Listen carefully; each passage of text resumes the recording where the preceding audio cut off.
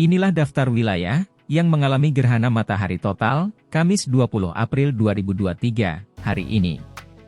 Ada 11 wilayah di Indonesia yang akan mengalami gerhana matahari total. Sebagian besar di wilayah timur Indonesia. Lantas, wilayah mana saja yang akan dilewati oleh gerhana matahari total pada Kamis 20 April 2023 hari ini? Menurut peneliti di Pusat Riset Antariksa Badan Riset dan Inovasi Nasional, BRIN, Andi Pangerang, hanya ada 11 wilayah yang dilewati gerhana matahari total nanti.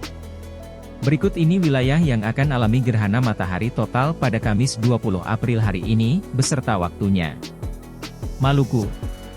Pulau Kisar pukul 13.22 hingga pukul 13.23 WIB.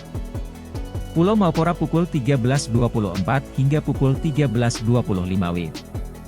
Pulau Damar pukul 13.27 hingga pukul 13.28 WIB. Pulau Atubela pukul 13.40 hingga pukul 13.45 WIB. Papua Barat. Kepulauan Antalisa pukul 13.44 hingga pukul 13.45 WIB. Rande Pandai pukul 13.50 hingga pukul 13.51 WIB. Roswar pukul 13.51 hingga pukul 13.52 WIB. Pulau Num pukul 13.54 hingga pukul 13.55 WIB. Papua. Wawal pukul 13.54 hingga pukul 13.55 WIB. Serui pukul 13.54 hingga pukul 13.55 WIB. Biak Kota pukul 13.56 hingga pukul 13.57 WIB. Selama gerhana matahari total, akan ada sejumlah dampak yang terjadi, di antaranya langit akan terlihat gelap.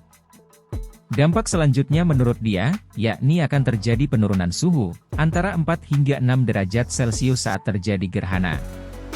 Dampak selanjutnya menurut dia, adalah akan terjadi radio blackout, terutama untuk radio yang masih menggunakan high frequency, yang biasa digunakan untuk radio amatir ataupun radio yang masih memakai long wave atau gelombang panjang.